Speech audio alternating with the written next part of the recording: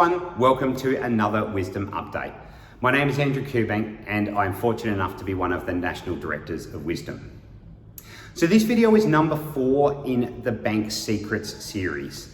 And look, the Bank Secrets series is just a bunch of different secrets that we've learned that the bank will keep from you over, the decades and decades and decades that we've done business with them.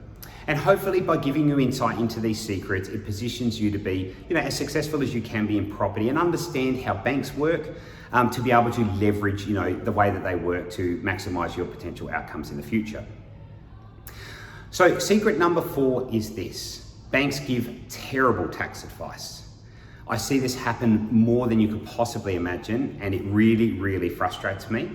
The truth is that banks are not in the business of giving tax advice, and yet quite often when it comes to them telling you what to do with your money and how to use offset and redraw and other things, that they will essentially be giving you tax advice even though they don't mean to, And truthfully, they're well intentioned in this. A lot of the time it's all about, well, you can save some interest rate if you park some money there, but inadvertently they've changed the nature of debt and in the process, potentially ruin some of your tax effective debt.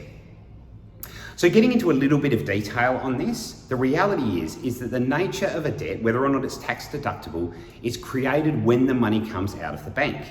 So when you go and get an investment loan and that money literally comes out of the bank, if at the time that it comes out of the bank, it is for investment purposes, it is tax effective. And of course, if it's not for investment purposes, if it's for a personal purpose, AKA buying a principal place of residence or spending on some other personal expense, well, that's of course not tax effective.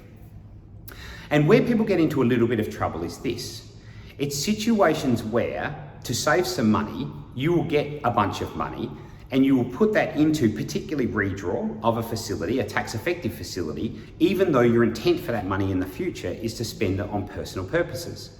So a good example of that is this. Let's assume, for the sake of simplicity, you only have an investment property, okay? You don't have a principal place of residence, you rent that, you only have an investment property and you have a nice 80% loan on that investment property, and all of that is tax effective.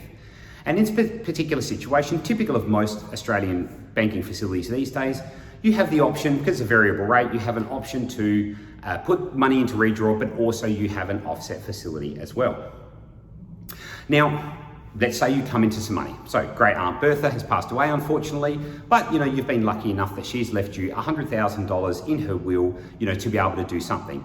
And again, we've said you haven't bought a principal place of residence yet. So, you are lucky enough to come into this money and you go, well, this is going to now be a great deposit to be able to buy a principal place of residence. So your intent for this money in the future is for personal purposes. So of course, typically as you do, you go to the bank and you say, well, actually I'm coming into some money, what do I do with this to be able to save some interest on my investment loan in the interim, even though we intend to buy a future property with it? As they do, quite often they'll see it just sitting in a transaction account, go, well, why have you got 100 grand sitting in a transaction account? You're not earning a lot, you have a home loan, you're paying 5% on that, you should definitely put it into the home loan, and save yourself some interest.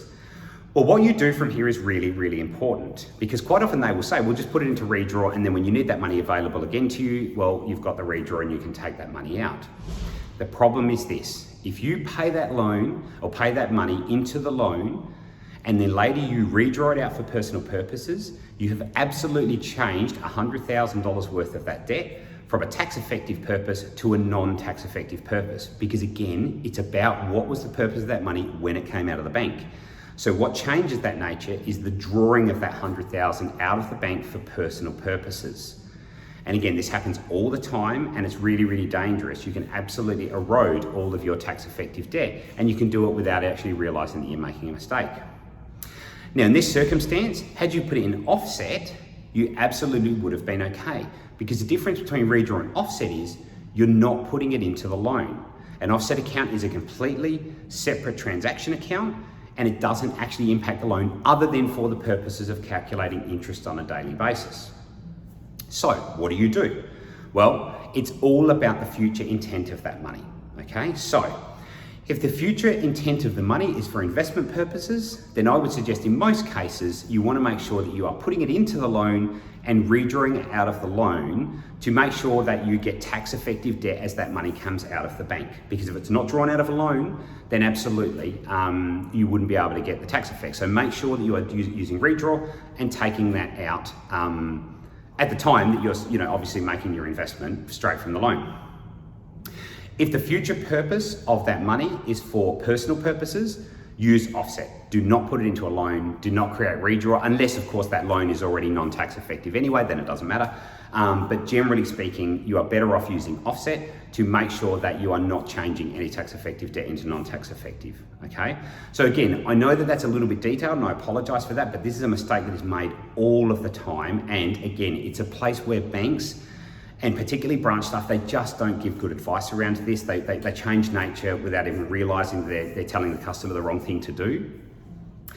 So hopefully that's helpful. Hopefully that will help stop you make any mistakes when it comes to how you are moving money through your loans to make sure that you're maximizing your tax effective debt always, because of course, none of us want to gift any additional tax to the government. I feel like we probably pay enough already. So hopefully that's really, really helpful. And of course, the entire WiZDOM professional team is really across this. So please, please, please, if you have a situation where you are moving money around and you're potentially moving it in and out of loans, or even just setting yourself up to make your first investment, it's really important that the money flows of that are correct to preserve the best possible tax outcome. So please reach out to us. We're we're here and very willing to support you in that. And, as we are in all of the requirements of your future property journey as well. So again, hopefully that's helpful. A little bit of an insight into some of the nuances that these things really, really matter. Thank you again for your attention, and until next time, thanks and goodbye.